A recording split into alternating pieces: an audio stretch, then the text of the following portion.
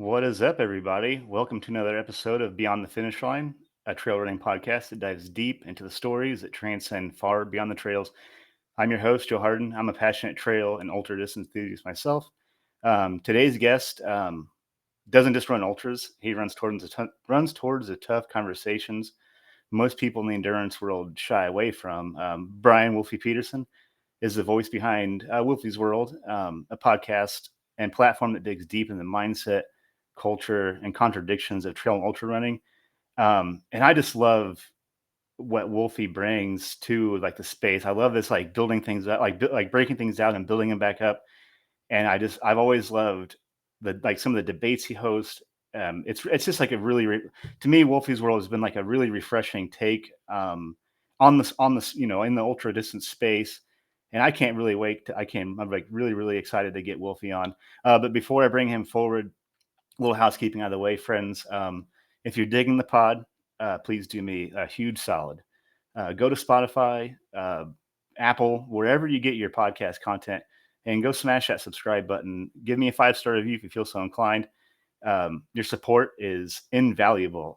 I can't do this without you. So it's much appreciated. So without further ado, let's go beyond the finish line with Brian Wolfie Peterson. What's What's up, up, buddy? Wolfie?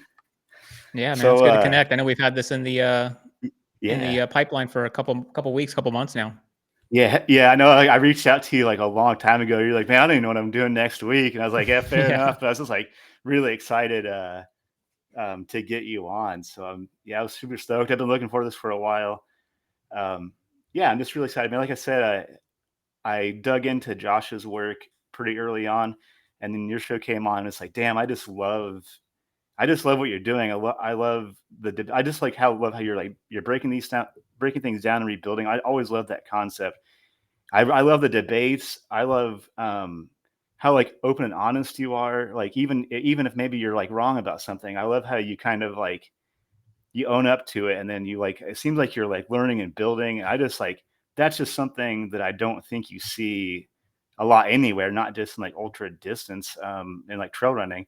So I just always kind of appreciate like the honesty and like how raw you are, and I guess that's just something you don't see a lot. So I was pretty stoked to have you on, and it's just like I said, there's a lot of podcasts out there, and I think what you guys are bringing to the table is like a breath of fresh air. It's just not something that you're hearing a lot of. So that was yeah, I just, I guess, appreciate just that. a shout out to you, Wolfie.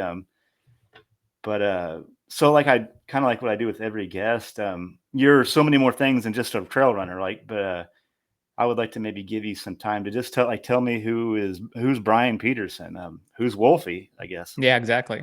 It's kind of Yeah. funny when you got a when you got a moniker, kind of a nickname that everybody associates you with. Brian Peterson. People are like, "Who's that?" Right? So yeah, I mean, I'm just a regular guy, plugged into the matrix. I'm in the rat race, Monday through Friday, regular day job, all the stressors of corporate life and trying to fit everything in with a full family, married, great wife, great kids, son who's going to be in his, like, he's going to 22 here coming up this weekend.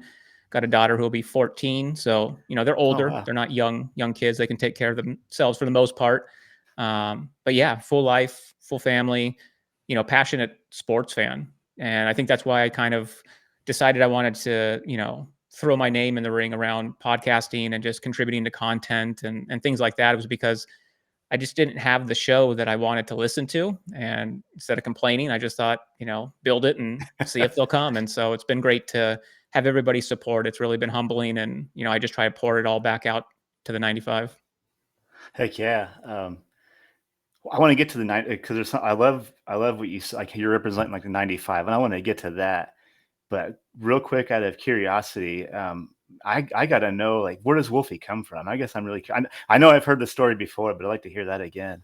Yeah, absolutely. So, yeah, being 43, I'm the product of, late 80s, early 90s. I think, biasly, I think that was the best generation. We didn't have social media, video games were still, you just had to go to your buddy's house to play them. You couldn't play them remote like these kids today, right? So everything was IRL, right? As the kids say, it was in real life. You had experiences, you had as much freedom as you could, ride on your mountain bike or on your BMX bike. And, hit a liquor store up and grab some Mountain Dews and sugary snacks, right? That's what ultra running is like, kind of for grown-ups. It's like the same vibes that we had. And so, yeah, I was involved in sports, baseball, basketball, your normal, team sports, and then got into running in high school, just kind of on a whim. It was an accidental connection and didn't really resonate with being a runner, but I was good at it, and so I stuck with it. And then, yeah, as I moved into life, kind of put running on the shelf for a better part of the decade, and it wasn't until my early 30s that I found running again and really connected with it in a really authentic way. So very grateful, to be a runner and part of the community. Yeah. Man, you touched on something like because I believe we're about the same age. I'm 43, Yeah, so you touched on a thing that's like I remember that's what like in order to find your buddies, you kind of had to hop on your bike and see where all the other bikes yeah, were. And I remember that like hopping on a bike and like grabbing a Jolt yeah, Cola or something and then like going and chasing out where your buddies were. So yeah, something you said, I guess that kind of stuck out to me was you said you ran early, earlier in life and you dropped it for a decade. Um, what made you pick it back up like in your yeah. Good 30s? question. At that point, I was probably getting into, too many vices, just, staying out late, big into the music scene and, all the drinking and partying that comes with that. And, was golfing some, but then golfing was also, just a bad vice at the time. And then still needed to fill, some time, as I kind of cut some things out that were a bit toxic. And so running, I think was fascinating for me. I was familiar with it, having ran in high school, and immediately saw trail running. And it was the images of, Anton, Timothy Olson, Rob Carrar, these guys that kind of had that same rock star aesthetic that I was used to seeing in LA and, with the bands and everything. And so it was familiar, but still forward enough that it was exciting. And so, yeah, you kind of dive in headfirst from there. And, it's a rabbit hole of, you know, ultra community. And yeah, you've got local run clubs. Like hopped on Strava, found, some guys that were, identifying as trail runners and, still buddies with them to this day. And, grateful for them, showing me the ropes. That's cool. Like, what do you think is different about, comparing your running like earlier in life to now? Like, what do you think's different about it? What do you think, um, is like making you stay? Like, what's sticking this time? Oh, I I'm guess just so much more mature, right? I mean, with life, yeah, with just so so much much more, mature. like when you're 16, 18, early 20s, like you don't have the same life stress. Like you don't appreciate, things that give you healthy virtues and, ground you and humble you, right? Those are all things that when you're 18 and 20 as a young man, you're trying to rebel against. Like you don't want you don't really want those yet. You don't appreciate them in your life. And so, now it's like I get my morning run in and it's like I'm such a better person, when I am able to Oh get a yeah. run in and, just drain some of that natural energy that we have inside of us as men. And, it's nice knowing that you've knocked out something difficult and the rest of your day is probably going to be easier than what you just took on. So, yeah, I think it's just a sense of appreciation for what it is. It doesn't have to be performance based. So it's not like I'm always, measuring the run or anything based on, some sort of tangible metric or anything like that. Yeah, I agree. I think when I first got into running, I was like, I'm obviously like my why it changes like Right. weekly, but it was for like I got into for like weight loss and like health, and then it's like now it's a totally different thing. Now it's a different mission. Um, it's I would say it comes more from the heart than it did like when I first got into running. And same thing, it's like now I like barely pay attention to like any of those like I like vanity metrics when it comes to like speed. It's like I kind of just like hone in on like, like what did I learn? Like did I fall in love with running and like am I still in love with the process? I was like, that's kind of like my new benchmarks for like running. I mean, I don't even know the last time I really gave a shit about my pace, but I'm slow and I'm a back of the packer Right anyways. on. I'm a proud party pacer, but yeah, so yeah, I'm certain that you like agree with that. So I kind of like what you said there, Well, that's what it's about, Joe, is like, and there's something, I think that's yeah, when, yeah, yeah, that's when like this thing really kicks in for us and becomes like a staple of our life is when, it's who we are. You know what I mean? It's like we identify with it as much as like breathing or our left arm. You know what I mean? Like, why do you run? Well, it's who I am. Like, what do you mean? You know what I mean? It's like you said, your why changes so many times. It's because it's who you are. And the only constant is that, you can go to running to try and, get through a hard patch in your life, right? Or, go out and, get clarity and think about something more clearly, or have more patience with something that you need in your life. So I think that's what it's about, like what you're touching on. We all enter for different reasons. And I think we all kind of over time understand it for what it is. It's just who we are. It's our identity. It's our identity. Yeah, and that's happened to you, right? Like your focus or like mission or like like your why has probably changed like several times over now that now that you're another decade into trail running. Um, so how do you think? I guess maybe run us through like how. What am I trying to get at here? Like, well, I guess you would agree with that, but that has always been the case. Like your why has like probably changed like quite a bit. Like now that you've like another decade now into trail running. Yeah, definitely. Like now I want to help others, you know, explore, understand, make fewer mistakes maybe than we did when we were coming into the sport. And that's really what Wolfie's World is about, is to find topics, that aren't conventional, find maybe two ideas, right? And then, they're bringing abstract thoughts and put them together, have fun with it, play with different concepts, challenge some baseline, concepts that we just accept for no reason, that we understand, right? And yeah, I think that's really what it's about now, is just, helping people now that I've got a decade here into running and still learning myself. I think like anything, like if you can become a mentor, it's selfish because you actually are benefiting from it as well. So Yeah, absolutely. I think that's kind of what I get at. It's like I'm almost like fulfilling myself, helping somebody else out, like in my own selfish way. But all yeah, true. I'm not. I haven't been in the game that long, but I feel like I still have like a little bit to give. Maybe not in terms of like training principles or anything like that, but kind of maybe like establishing why you're doing something. That's kind of kind of where I can help in that space, I guess. But something that you talk about like a lot on Wolfie's World is like the 95, like that's us, right? Like we represent like that 95. And I guess I kind of wanted to like get like a rundown, like what do you think like the 95 represents to like you and the trail running world? yeah, so I like double entendres, right? I love like meetings and philosophy and things like that. And so the 95 was just a nice catchy phrase where it's us who have a 9 to 5, right? It's like I said in some of the podcasts, it's we we make time to run, we don't run to fill time. And you've got those who make a living out of running, or just have, the luxury of having a flexible schedule where, it's never a problem for them to figure out when they're going to run or for how long. And the 95 that I resonate with or connect with in my lifestyle, man, that's not my existence, right? Like we're always trying to figure out where we can fit the next run in, or we know that like if we miss that window of opportunity, it's gone. Like it's probably going to be too big of a sacrifice on the family, on the kids,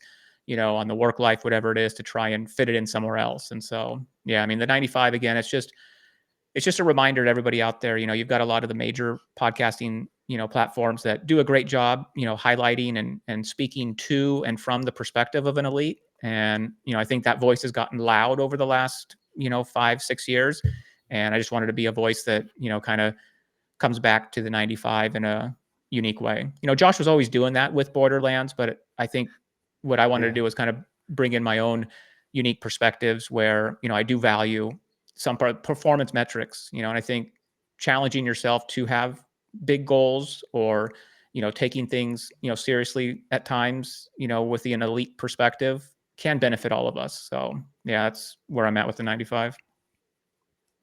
Yeah, I love that because like that resonates hard with me. It's like I'm in that same space. It's you know, like for instance, today's been kind of a hectic day. I'm honored to have you on the podcast, but my run might not happen until Oh after boy. this show is over. This will probably get me There you fired go. up to go. But so it's like that's my space. I resonate so well with that. It's like I'm gonna get it in where I can fit it in, and so I think that's cool. And something that you said, it's like I love that even though when you take on subjects like elite sports and all that, it's from like our perspective. It feels like it's not like elite runners who highlight elite runners. I love that space. I love what Borderlands is doing in Wolfie's World. where it's like, I care about the elites, and I think it's cool that they're highlighted, but you're also giving space to like the everyday runner, like the 9 to 5 runner. I love that. I love Yeah, that. no, I appreciate Yeah, I it. just resonate deeply with that. Yeah. Um, man, something I really love that you say, and this kind of, you had some podcasts about like, kind of like how you identify with like self expression with trail Right. running. And I was thinking about like why I run recently. And it's funny, like I feel like that last episode you did kind of came at like the perfect time. Cause like, why am I even still doing this? It's like, I realize I'm not really doing it for health. I mean, that's a component. I mean, I like to stay active. I would like to, be mobile and active till my kids or till I have grandkids. But it's like far beyond that now. And you hit on something like trail running is like your form of self expression. I just really love that, and that made me think deeply about like my relationship with trail running. It's like a way of like expressing like who I am. And I guess kind of wanted you to like maybe unpack that and like kind of what that means to you in your like trail running Yeah, journey. man. I mean, I love uh I love aesthetics, like whether it's within running or just my daily life. Like me and my wife, she has a like a vintage clothing. We do that together. So we go out and our free time. That's kind of how we date each other. We'll go to garage sales, estate sales. We'll always be on the hunt for something unique and from a bygone era, right? So most of the clothes I wear are going to be Yeah. vintage of some kind, and that's why I always encourage people to go find something cool from the 90s, the 80s, and crop it, cut the sleeves off, make it unique to you. Like we all kind of look at brands like Satisfied. We appreciate, what they're doing. But that's obtainable for everyone. So if the price point isn't, feasible for you, then, I just want to encourage everybody to go find that for themselves. It exists out there. And, I want to be a voice to, empower people to get out there and maybe embrace something they normally wouldn't in their daily lives. I think that's why it's the best era for running right now, because it's really penetrating the mainstream right now. There's a lot of attention from, brands, corporations, just everything right now. The spotlight is really bright and hot for running. And so we got to have fun with it, and I think like I talked about growing up in the 80s and 90s, like you used your clothing to present forward kind of who you were and what you valued, right? Like whether it was a sports Yeah. team or, you were a skater. And so you signaled with that direction. We're just doing the same thing here in trail running. It's just like I said, it's like an avatar that we get to project this like badass trail ultra runner version of ourselves. And whether you're a dirt bag, you're a guy who's high performance and you want splits and everything else, or you're just this punk rock and roller guy, right? Like we all have these characters in trail running, and I think there's something inside you that's authentic that you can present forward and really connect with the sport, on a deeper level. Yeah, I love that. Like I noticed today you were wearing like a really cool Motley Crue t-shirt too. I was like, "Oh man, that's so cool." And it's funny that you say that cuz like I've been, so I had like a lot of band t-shirts in my teens and 20s, and I was forced to like grow up, I had to get like a job and all this stuff. Right. So now that I'm in my mid 40s, I've been like doubling back and like getting the shoes I used to have. Like I got like a pair of high top Chuck Taylors a few weeks ago, like some Nice. shell toe Adidas.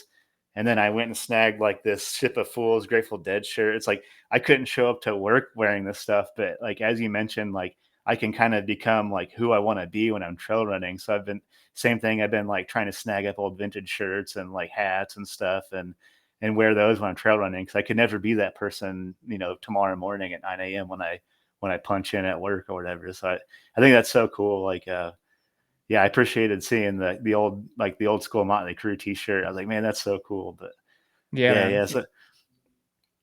So do you guys just like go to like secondhand stores and just like yeah, I love that. Yeah, so anytime, garage sale sign, she's gonna, tap my shoulder and tell me pull over, or yeah, hunting estate sales, or, whatever the case is. Our eyes are always, we're like the American Pickers, for anybody that catches that TV show. It's pretty big now, it's been on for a long time, but we've been doing that for, 15 years now that we've been together. So That's cool. Yeah, I started out kind of wearing like the Adidas and like Nike shirts, and then I've been slowly like embracing my like dirtbag trail trash persona. So There you I'm go. I'm morphing slowly into that. And that's fine, man. As frequently as your why changes, so too can, your So can the wardrobe and how style. you just yeah, exactly.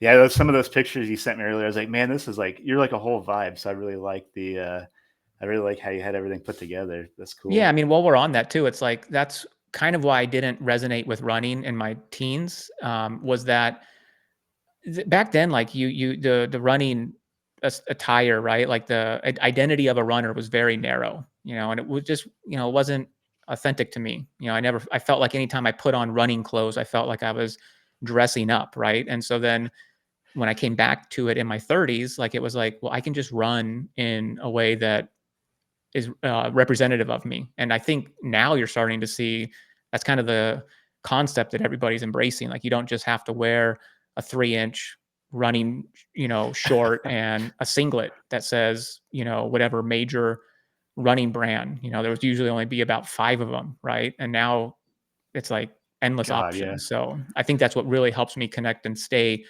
uh, committed to running, is that I can be involved in the sport and just allow myself, to shine through. Yeah, absolutely. Yeah, 3 inch. That's a lot of thigh for me. I still wear long Hey, the shorts. I'm short still knees, man. rocking some See? The long short shorts, knees, you but can bring in the short knees or the yeah, Francoise. Yeah. sure the short knees. Oh man. Um, well, all right. Well, yeah, man.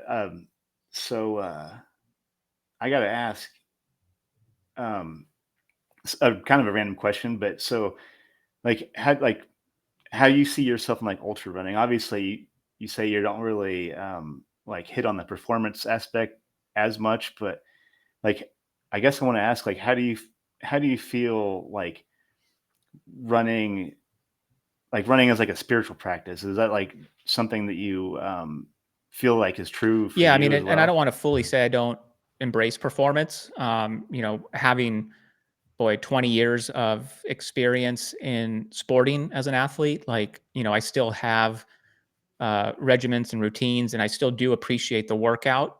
I still focus, on getting fit as best as I can to peak for races. That is still very important to me. And I think when you've got sacrifices, with your time, your family, and your money, like that's a way that I can truly honor the sacrifices, is by making sure I'm showing up race day 100% ready and fit to perform at my best. So, yeah, I mean, I'm still definitely, you know, embracing the performance side, still have a lot of, unrealized goals within the sport that are just personal that, I do want to achieve. But spiritually, yeah. I mean, as Yeah. a Christian, like I love the silence, with running. Don't always have podcasts or music in my headphones. I think that's critical for ultra running, because if you're running, 100% of your time with something in your ears, and race day, you don't plan to do that, it's going to be a shock to the system and maybe something you're not prepared for. Even if you're, planning the music 50 miles later, those first 50 is going to be, a bit of an out of body experience for you. So, I mean, I love the silence, you get into some sort of like hypnosis, when you're running, there's just such a calmness and peace around you. And, whether, something with your family, with your job, a coworker, somebody cuts you off, like you just feel so much more clear minded to make decisions and respond to things differently, after running. So that's invaluable to me. Like, and if you have a significant other, they know you when you've ran, and they know you when you haven't, and they're usually pushing you to get out the door to say, "Hey, you need to go blow some steam off, man. Get out of here. You're bugging us." Yeah, that has become extremely true with me. Like I'm a different human being before and after. Like I'm not saying like I've become like an asshole, but Yeah, there's like a little edge to me before I go for a run that it's just like it's just kind of there. It's kind of just sticking around, and like I just got to go shake it off, But and it's funny, like I hope so. I also host a music podcast, and we talk about like what's in people's earbuds while they run. And it's funny because I don't listen to music that often while I run either. Like especially race day, it's like I kind of want to like find like right. that race day flow. I guess I'll keep something with me in case I run into like problems, But but yeah, certainly if depends on what I'm working through. I'll never really throw music in either. But yeah, it's kind of like a good way of like if you got something you just can't shake or get off your mind, it's like such a good way to like work through that, and you can kind of like troubleshoot it while you're like running. So Yeah, I certainly absolutely. agree with That's that. cool. You got a music podcast. Yeah, yeah, and I'll have some questions related to that. So yeah, something I noticed on your every time I follow someone on Instagram, like what Right. kind of songs are they playing? And I saw you had some like Merle Haggard. I'm just like, all right, like I'm at to ask Yeah. Wolfie some music questions because I was digging that. Yeah, you had some good like Culture Wall last week. I was like, damn man, you got some good stuff lined up on your Instagram. Yeah. So I appreciate Yeah. the Being a good fan of tunes you music, got on there. that was definitely something Yeah, that me and my wife also bonded on early on. And yeah, just I'm all over the place now with music. I can thank her for kind of that old school and that country vibe. I wasn't really into those genres, but yeah, because of her now, there's a ton of talented artists that I think really, aesthetically or their music matches the aesthetics out here in the desert. And so, that's half the fun and half the reason why I got Instagram was like, it was really fun to be able to create these reels as kind of just a yearbook or a scrapbook for all of my adventures out in the desert and being able to pair them with, the way that, you put your kit together, your clothing with a nice music track. And then you're like, wow, this is cool, man. I like it for me. If anybody else doesn't like it, that's fine. But, yeah. they're just fun for me. Yeah, I agree with that. I try to do the same thing. I'll like I'll tell create some content or whatever, and then I'll be like, man, that outfit that I wore, or like the background, or like this like filter kind of looks good with like, I don't know, like pick a song like Right. a Waylon Jennings song or like a heavy metal song. So I always like how like I kind of like how your Instagram's like curated that way. I guess it's just such a cool vibe. It's like I think you've captured kind of in a weird way. You've captured like things I didn't know that I wanted, like how I wanted to express myself with trail running, Yeah. if that makes sense at all. But and I could yeah, and I could imagine, man. So I could already pick what I could already pick in my mind what songs I want to listen to in the event I get to run in the desert soon, hopefully. So yeah, I love how you like paired up those like sounds with like the aesthetics of like running in Arizona. I just think it's Yeah. really It's super cool. fun. There's a lot of places out there that, I wish I was running, because I could already think of, cool tracks to put with it. But yeah, you gotta appreciate where you're running. So I'm sure you've got some cool trails that people are envious of as well. Yeah, yeah, the Midwest for some reason to me, it always reminds me of like because we got like hills and hollers and stuff, and it always kind of reminds me of some like like Tyler Childers, like some like kind of like underground like bluegrass, like high Right. lonesome country sounds. So that's usually where I gravitate towards. That'll just be in my head while I'm running. Like Indiana is gifted with like having you think Indiana's flat, it's just cornfields and flat, but we have some gems here. And like they're like these beautiful like switchbacky single tracks, nice rolling hills, usually really lush and green. Can be kind of humid and swampy at times, so that kind of dictates kind of like the vibe to it. It's really special. We got some gems here. If you ever get a chance to run out this way, we've got some pretty cool stuff out here in Ohio and Indiana. There's like beautiful. It's almost like you're not even on this Right. planet when you run some of these really cool, like little switchback That's awesome. utopias that we've got kind of nestled in the Midwest. Um, but yeah, something I want to talk about is Wolfie's World. So like, I guess you're 20.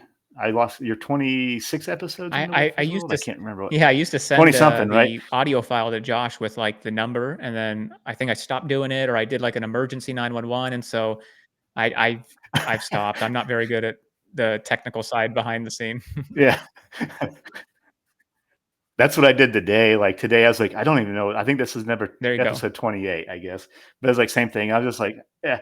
But I guess I kind of want to know like where was Wolfie's World born? Like, how did you become a part of the Yeah, Borderlands I mean, network? it's a pretty cool story. I mean, um, I had done, like, appearances with Aaron Shimon's, Trail Talk, and that ended, and I Oh yeah. was, hungry for more engagement. I wanted to be on a podcast, but I knew that like, my time's limited and I'm not tech savvy. So I wasn't going to be able to produce everything, figure out how to get it on the streaming services, like all that. I knew it was too big of a lift. I wasn't going to ever do it. And so Josh had come out with Bad Runner's Take a few times and they were solo monologues. And I had just messaged him and said, man, buddy, you need somebody else on there that you can kind of flush these out with a difference of opinion. I think maybe, sometimes somebody that could challenge your opinion,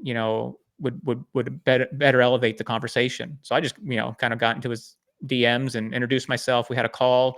We really connected on a lot outside of running. And yeah, he was just open minded. I think it was a place in Borderlands existence where he was looking for some new voices himself. And so it was just serendipitous and, divine intervention, we'll call it. And here we are. I mean, we've really hit it full blast and we've been consistent. And yeah, I mean, I just thank him for the opportunity and just keep paying it forward. Yeah, absolutely. Yeah, I had Josh on maybe back in January. Man, what a revelation it was to talk to him, and his podcast kind of helped shape like my early entry into taking on 100-mile distance, which I'm 0 for 2 right now. Maybe that's Right where on. me and Josh kind of our journeys align a little bit. Right. But yeah, so yeah, and that's the other thing that really strikes me is, so you do one of these a week and it's a monologue, which, man, hats off to you. So I have the luxury of having guests like great guests like I don't have to really do that. It's just like ask some questions and like let my guests do the thing. You're coming up weekly with 20 plus minute monologue. Like do these just come to you, or do you have these like planned out? Like, I guess I'm just like, for myself, I guess curious, like what's your creative process for that? Do you just have something you just have to get off your chest, or do you like, yeah, I just think that's so wild to do like a solo monologue like once a week Yeah. for If I almost a let half an hour. Like that's if I let you behind the curtain, it's probably not that impressive. It really is just I genuinely think, I have a passion and like just a natural talent for communication. My day job puts me in a position of, being a coach, and I really embrace that. Like I love to communicate things simply so others can then, buy into it and make decisive actions that are going to get the results they want. And so a lot of times these concepts come to me Saturday evening. I'll brainstorm, put some bullet points together, and then I'll just hit record. And at first, it was a lot of pressure, and I liked it because it was a familiar sense of like when you got into ultra running and you first towed the line at a 50K, a 100K, a 100 miler.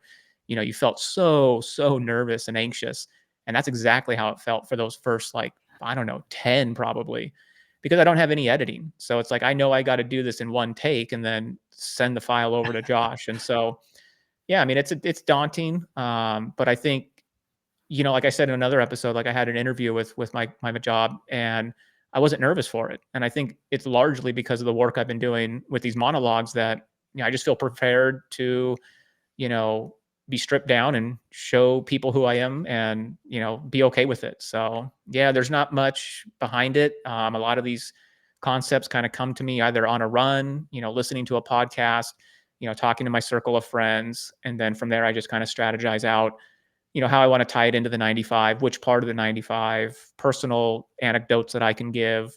And yeah, I mean, I like them. I enjoy creating them. And they're kind of like conversations I wish I would have found for myself. So that's kind of why they come yeah, together. absolutely.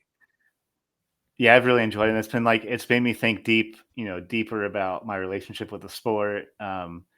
Yeah, just like it just blows me away. So yeah, man, hats off, man.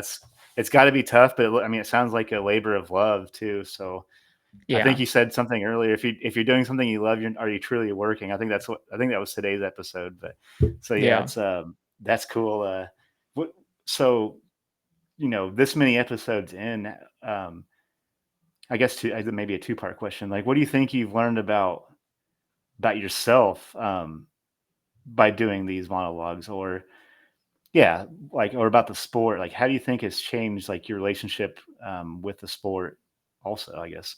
what have you learned about yourself, and what have you learned? Like, how does it change your relationship with the sport? I guess is what I'm trying to get at. But Yeah, I mean, it's really um, what I've learned about it was that there's a lot of people out there who were like me. I think that we're searching for fresh conversations, like you said, and like we've all talked about, like it's no shade, it's no knock on, the major podcasting, platforms, like what they do and what they're passionate about and what resonates with them, they do and they execute, right? But I think it just leaves a big vacuum for us to still, want additional communication, right? Like just additional content, right? And I think that's the biggest validation I've had. And then when you get that validation, it just makes you want to pour more back into the community. Like you can't just live with all of this good um you know good feeling, good sense of accomplishment. You want to just push it back on those that have been encouraging you, supporting you,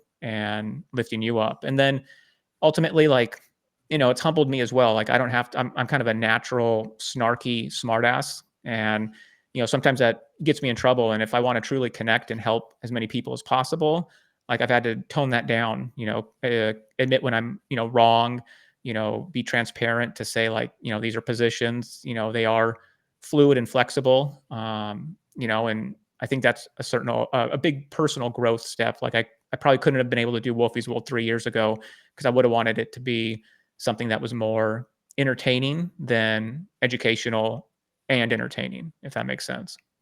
yeah, absolutely. Yeah, I don't think I could have done this any earlier than when I did it. Yeah, it's certainly humbling, right? And it's kind of amazing. To your point, I had the opportunity to do some like public speaking last summer, and like, not on like a podcast is a little bit more benign, I guess, than speaking in front of a big crowd. But and I was like, before I was a podcast host, there's no way I could have stood up on the stage and talked in front of like 300 people. Right. And yeah, I would have just been scared shitless, or the same thing, or spoke up at work and like a presentation or anything like that. So I guess that's my takeaway so far. Yeah, we came to it from the opposite angles. Is that with my day job, I was doing that naturally in a position where, I had, the respect, from others as, being credentialed to do this. And then when I came into the podcasting space, I felt entirely uncredentialed. And, but it's not about like, I'm not coming here saying that like my ultra sign up is why I feel capable of communicating the messages I do. The messages I do have nothing really to do with ultra sign up, or any of the things that are going to be, you know, in Strava. Like these are just, I think, human aspects and human elements, that just touch to the core. And it just so happens to be I'm communicating through the language of running. And I think that's why it still feels authentic to me and to the audience. Yeah, absolutely. Yeah, certainly. I could certainly agree with it being humbling too, I guess, on top of everything Oh else. It's yeah. yeah. It's so my question is, like, I messaged you earlier. I was like, man, I'm nervous. Like, are you still nervous to do these? Like, even this, like, Yeah. we're about on the same number of shows, and I feel like I'm still nervous from as as much as I was like my very first episode. Maybe not as bad, but I still have like that, like, maybe it's more of like an excitement, I guess, There you that go. takes over me now. But do you still feel that way, even Wolfie's World now? No, I mean, well, with Wolfie's World, the biggest nerves I have is like landing on the topic, that I really feel like I can commit to a full 25, minute monologue. But it's kind of like once the topic gets delivered, that's like the gun going off. We all get the jitters before we get to the start line, right? But as soon as they say go, it's all fine. We're like, okay, no, this is familiar. I'm good. It's the same thing for me. Like the equivalent of the start line and the gun going off is me figuring out the topic. And then from there, I feel like I'm in a rhythm and I'm good. Yeah, like I was like in my head thinking of it like it's like the same thing. It's like the start line jitters, the beginning of a Right. podcast. But like once you get moving, you're like, all right, here's like my cadence for this thing. Like, Right. and it starts kind of rolling. But yeah, I love that. So what do you think? What do you think's like the future of like some of Wolfie's World? Where do you think it's gonna go? Or do you have like a 5-year plan? I know it's like a cliche question, but I guess I'm just kind of curious for myself. Like, where do you see Wolfie's World going, like heading? Or I guess I'm just curious. Yeah. I mean, I'm comfortable with where it's at now. It's within Borderlands ecosystem. I think it's a unique platform within the community because Josh is building something out in a way that's non-traditional. He's bringing on different contributors with content. I think that, resonate with, a different voice, a different tone, a different topic. And so, yeah, I mean, I'm excited to be a part of that, to be a big character under Borderlands.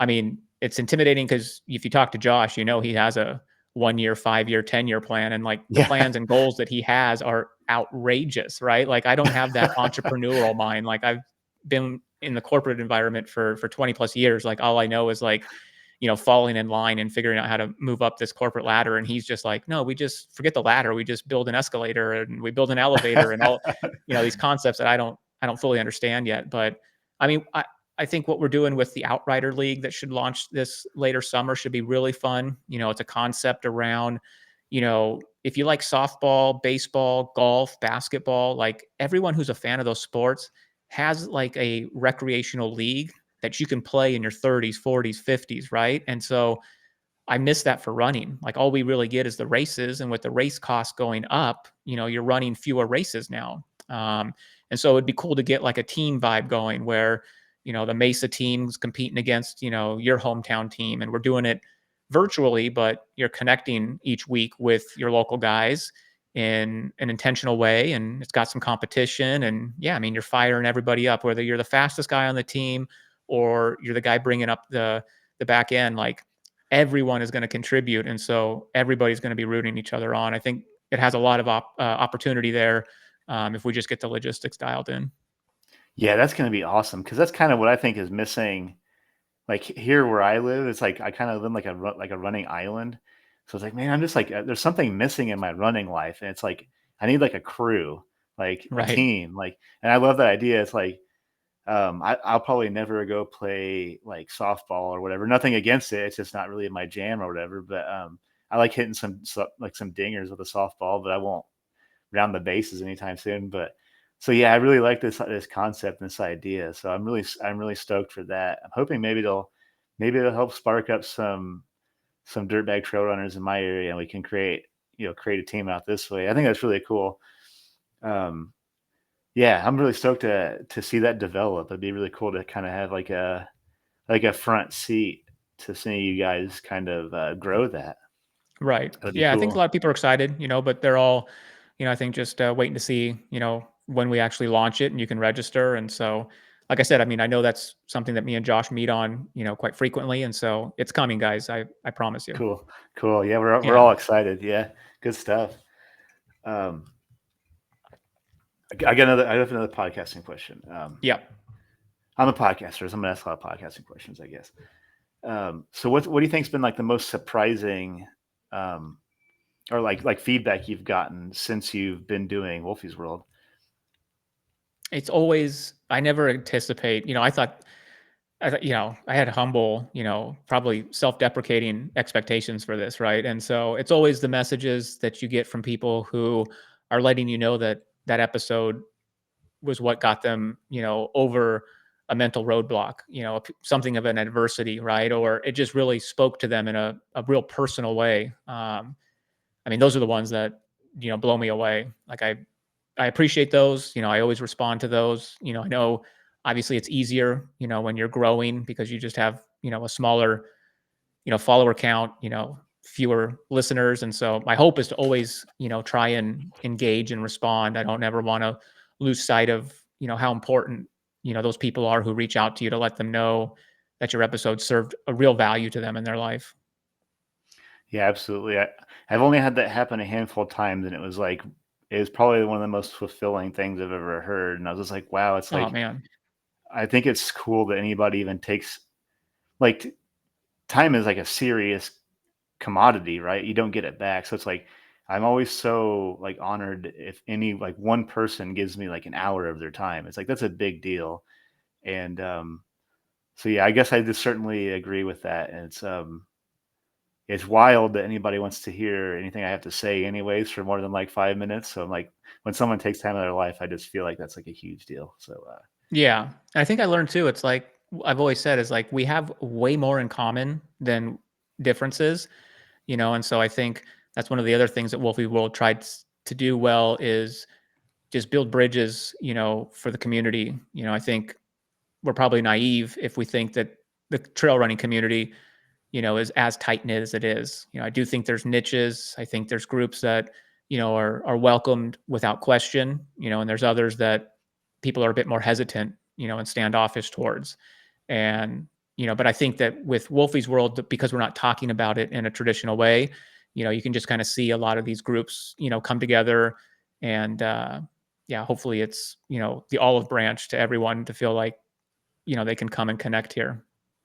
Yeah, absolutely. I felt kind of right at home with Borderland, like Wolfie's World and Borderlands, like from the get go. I mean, that's like, I think that's what kept. It's one of the things that like kept me in the sport. It's not what, it's not what got me into it, but I think it's certainly what kept me there. And then it kind of made me realize, kind of like who I want to be in the space, I guess. Like, kind of like you said, like the avatar, like who I want to be, like while I'm laced up.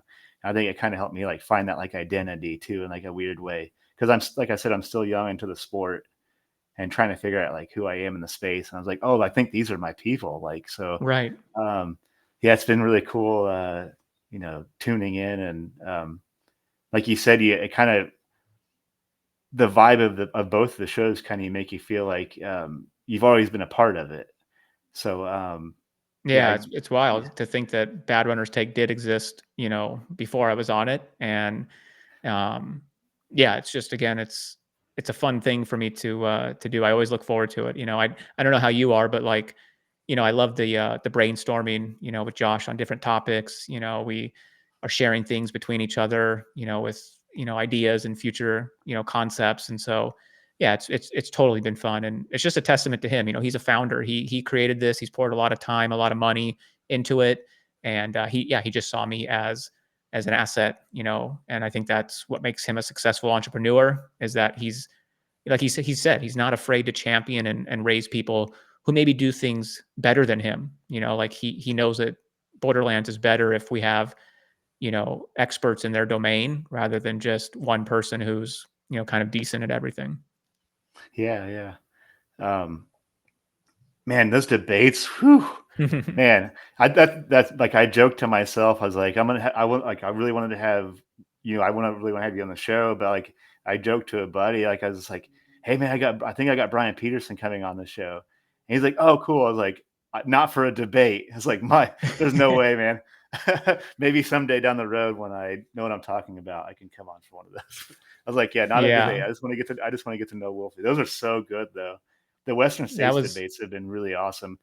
Um, how cool was it had the speed goat on your show? Like, that's oh, it's freaking incredible, right? yeah. So as a fan of the sport, I mean, yeah, I mean Troy's a great guy. AJW, a legend. AJW. Yeah, being from Southern California, like, what he accomplished at Western States, and then, early Mountain Outpost days when he was in Arizona, like he was a staple on, the Ages a Whizzle segments. And so, yeah, to have him on was super fun. And then, yeah, I mean, you get the legend Speed Goat to come on, and, you know, it was a great episode, but I call him Trail Dad because we ended up agreeing on so much. It wasn't really much of Yeah. a debate as like us just kind of agreeing on different pain points and frustrations within the sport. And yeah, he dropped a couple truth bombs that I don't think the hard rock community was ready to hear. And so that was super fun. And then yeah, Joe Jo- put a nice bow on Joe. it. I Yeah. think Joe just came with the right temperament, well researched, and I really enjoyed all four conversations. I think they all brought a different, flavor to them. I think, like I said, I appreciate Troy. That one got the most heated and contentious because I think the topic itself had the most gunpowder behind it, and it just took Yeah. one match, and we were having a true debate, the type that you'd see around, a political topic or something social. And so, yeah, that one was super fun. Yeah. Yeah. I had Troy on like about a year ago. Like, big fan of Troy. I just, all around, I loved everyone's input, but I was like, yeah, whew. I was like, dang, I just like getting a kick out of Josh talking about, I'm gonna kick back with some popcorn and Right. just chill. Yeah, good stuff. Yeah, you had some heavy hitters on. That's cool. Yeah, that's wild. Are you going to be watching Um, Western States? yeah, I've got to. Right. Uh, The Unbreakable 2 thing's not happening, and I feel like I don't know if I want to speak too loudly. I feel like they're missing an opportunity with the women's field. I think I don't want to like ruffle any feathers, but it's like I know it's the logistics for changing a whole documentary aren't as easy. Like, well, now we'll just do this, but maybe hopefully this will like shed a little light, like they're sleeping on like an elite women's field, and I think David Roach is gonna really shake some stuff up. Like that's what I feel like he's like the underdog, and he's like it seems like he's the easiest to shit on, and I think people are gonna sleep on him. He's gonna really shine through. So Yeah. I'm Yeah, really as I yeah called him, I've got to watch this. he's the trail savior we didn't know we needed. I think God, 2025 would be a lot less entertaining if it wasn't for David, being in Western states, putting out the content on YouTube. And yeah, I mean, when you've got everybody talking about you, podcasters that are professional runners themselves are talking about you, you're not losing. So yeah, I love it. no. I think it seems to me like watching his YouTube videos and watching his training, it feels like the shade is like fueling him too. Oh, I I think bet. that's yeah. So I'm really looking forward to seeing what he does that day. Yeah. Yeah, I mean, how cool would Unbreakable 2 be as a documentary? But I mean, I guess I could see having to pull the project. But like I said, maybe this will like give them more motivation to pay attention to the women's field. I think there's a huge like they're kind of missing a big mark there because yeah, it's going to be an exciting year for the women's field. I think too. But Yeah, it's funny. I what? think I shared today on my stories a reel of Jeff Browning, Bronco Billy, and Michael Versteeg. They were running together here in Arizona somewhere, shirtless, and they just had two handhelds, or one handheld in each hand. And I'm like, I titled it "Unbreakable" too, because I mean, when I think about Unbreakable, it was Anton, shirtless with a handheld, and like you see these two guys with sun baked skin, shirtless with a handheld. It's like that's what the Unbreakable 2 is that we want, and I think they were maybe trying to force feed this Jim, Killian, Hayden. And yeah, I think the 95, all of us fans of the sport, we would have loved any version that would have come out of this year's race. And so I don't know. I would imagine it's probably something related to Hoka since, Yeah, they pulled the plug after two major marquee Hoka athletes, pulled out. So it's a bummer. it's unfortunate. It's probably like you said, it's like a branding issue. But man, like what a year it could be to keep the cameras rolling. I think, but Right. it is what it is. I mean, someone has to pay to keep the lights on somewhere. So Right. I guess they had to pull the plug. Certainly understand. Yeah. But yeah, absolutely. Yeah, I'll be stoked. I'll be tuned into that. It'll be exciting to see what happens. Yeah, we're gonna try to go live every hour Yeah, on yeah, Instagram and YouTube. So we'll be following through the Made Men versus Associates theme that I introduced, trying to track the 200-mile specialists who have incredible turnover. Try and get maybe some access to Jeff Browning's crew because he's chasing the 50-year-old age group record. cool. Um, Hyperlight, the guys over there are gonna maybe try and get us some boots on the ground intel with Hans and Emily and their athletes there. So yeah, a lot going on, and yeah, Josh is busy slaving away trying to figure out how to make this live stream work. Yeah, I'm excited. I'll definitely be tuning in. It'll be an unproductive week or at work for me when you guys go live, but I'll find a good hiding spot. Right. um, I have a question, um, kind of on the same topic, but in your opinion, like what do you think trail running in the community gets right, and where do you think they go wrong in the sport? I think they get it right when they say that it's the greatest thing the individual can do for improvement. I think that's why you see people come in from addiction. They come in from wanting unhealthy habits, unhealthy lifestyles, weight loss, right? They come in from burning out of CrossFit, gym life, high rocks, right? Dual athletes, right? Like there's just so many places that people enter the sport from.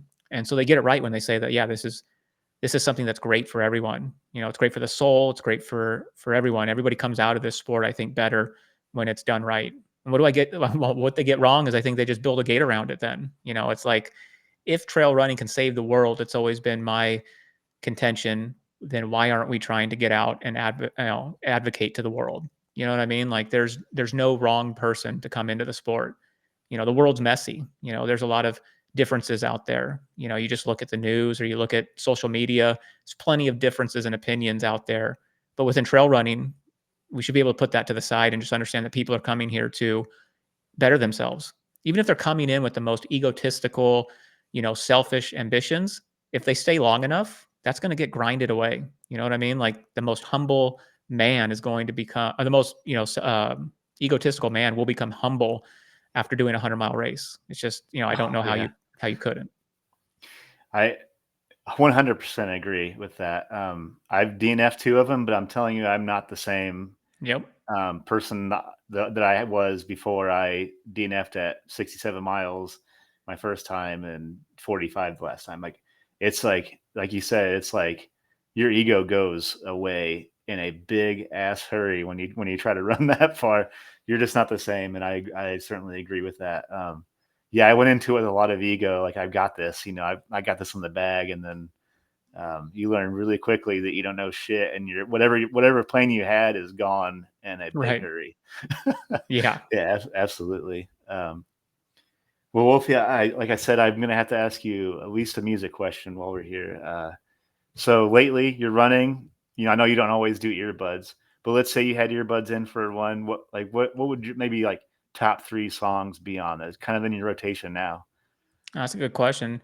It's not really like any sort of song itself. It'll be different genres that probably I just Different genres. tune into from like my Amazon Music. So like right now, like probably CCR, is a big one for Ooh. me. Loving some good Creedence Clearwater Revival. If I go that route, classic rock. Their catalog I think is underappreciated. There's a lot of other bands I think that resonate from that area, but in that time period. But they're solid, man. I mean, I think they're one of the best American rock bands. Um, I love anything like late 90s, early 2000s of that indie rock kind of emo. Was wearing a used shirt the other day. Like it's fun to go back and kind of just hear the silliness, the pent up, anger coming Oh through yeah. guys with eyeliner and skinny jeans and flat ironed hair. Like just the ridiculousness of it is fun to still go out and run around in. So yeah, there's a bunch. I huge Kings of Leon fan, so Oh, nice. the playlist kind of knows that I want to hear that every now and then. So yeah. Man, I agree. CCR, like I mean, I don't think I've ever even been in a bayou, but like when I hear Born on the Bayou, I'm like, oh man, I can almost put myself in like that swamp at the time. So yeah, certainly CCR. That's good running music. Um, yeah, cool, man. So I'll just I'll pick some random CCR and I'll throw that on the playlist. Like I said, we've got like this community playlist for populating, and we have a podcast built around it. So maybe down the road, I'll have to have you on the podcast. We can talk tunes for a little bit, but Yeah, that'd be great. That's one of the concepts I'm working on is a Wolfie's World a playlist. oh And really? yeah, kind of Okay. using an episode to walk down the song titles, try and find lyrics, maybe if it's one line, the title, the chorus, and then just spend a minute talking about that as, why it resonates, why it's important, give some sort of like, some information, some educational, information around it, and then releasing the playlist, the next day. So basically you hear me talk about the playlist, we kind of have a conversation together.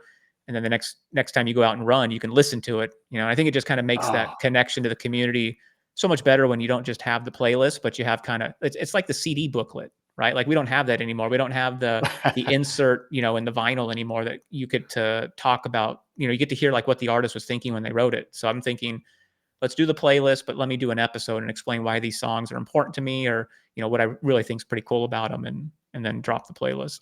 oh, I love that idea. Yeah, we've had ours playlist for like maybe a year, and we've got like 31 out. So we have other people submit their songs. We'll do like challenges, like this is like 90s grunge week, or we're doing something this week for Juneteenth. So we're having like all genres from like the BIPOC community submit music. So that like, and we've done like kind of when there was like some political turmoil, we did like like revolution music or like punk music, and I think we're up to like 31 hours and some odd change, like 40 playlists saved somewhere in there. It's been really cool, like just letting this like playlist organically happen with everybody in like in our community. It's been really cool. But That's awesome. yeah, when you get that together, I'll definitely have to get on board with that. Yeah, that's cool, man. Yeah, I'll have to have you on Yeah. that podcast sometime. Um, well, something I wanted to ask before we wrap this up is I wanted to give you some time. I was kind of curious, like if you had to leave anybody with closing advice, what would that be? Yeah, it's funny. I just asked if there was any sort of like, deep questions, just so I could prepare ahead of time, because I don't want to, leave a podcast where I regret not putting something out there that's valuable and serving the audience that's taking time to listen. And so what came to me immediately was kind of this concept that I had been thinking about it, but I didn't connect it in an efficient way. And so I'm finally ready to kind of drop the knowledge now. And it's basically you feed the dream and you normalize the routine. And so basically what that Ooh, means for me is, too often I hear people in the community like they use these qualifying phrases like I'm only, or I'm not doing that yet, right? Like when they ask what race are you signed up for? Oh, I'm just doing the 50. I'm just doing, like if there's a 100 miler available, right? Or and it's like, man, what do you don't do that, right? Like you're already like losing, half the power of the dream when you're sitting there saying these qualifying statements to somebody because you think they're not going to think it's good enough or enough, right? And it's like, bro, man, just anything you're doing, whether it's a 5K or 256 miles at Cocodona, it's enough. Like, and so you got to feed the dream, feed it, make it as big of a monster as you can, because the bigger that you want that dream and the more it means to you, and like the bigger fan you are of the dream that you have, the more others are going to be like that too. But you got to normalize the routine. We all know this. Like, you got to just be out there running because it's what you do. You know what I mean? It's not, ooh, you nice. can't just have, motivation, right? The Goggins reels, like all of these, they're like sugary candy of motivation, and it's not good. It's not sustainable. You have to normalize the routine. You have to get up every day because you just want to, because it's what it takes for you to get to that big dream. So that's what I got for you, Joe. Feed the Man, dream, normalize the routine. damn, dude, that was. I'm glad that I asked that question. That was a good one, man. I think I needed to hear that. Feed the Yeah. dream. Yeah, I'm bad about doing the just thing, and I'm working really hard at shaking that. And Wolfie, man, I appreciate the hell out of that closing advice. That was good stuff, dude. If anything, I probably needed to hear that. So, man, Good, thank man. you. Yeah, we all need it. The sport can easily, make us feel like the goals we have and the aspirations we have, are smaller than others. And it's just nobody's doing it intentionally, but it's just, the consequences of being in an ultra sport where the word is there, it's ultra. And so the minute you do something that you think is impressive, you turn on social media and you see people doing things bigger than you. So yeah, man, Joe, you got to stop saying just or only Yeah, or anything like that, man. You're an ultra I'll runner. hell yeah, I'll be shaking that. I'll be shaking that just stuff.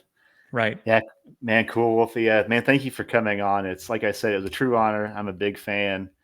I'm really stoked to have you here, and man, I can't wait to keep tuning into Wolfie's World, man. It's good stuff. You're doing great things. I think you're providing a space and a voice for a lot of people, and it's resonating with people like me. And there's a lot of us out there. So, man, just keep crushing those Wolfie's Worlds. It's awesome. Um, and I appreciate you, man. I appreciate you coming on, You and bet, man. I appreciate everybody that tuned in. Give Wolfie a follow. You're not going to be disappointed with anything that he does. It's good content. It's a great show. And like I said, smash that subscribe button. Give us a 5-star review. Comment. I mean, Wolfie said some really good stuff here. So throw some comments on Spotify. Let's get it. Maybe we can just keep this conversation going on that platform. And I can't wait to go beyond the finish line with you all on the next episode.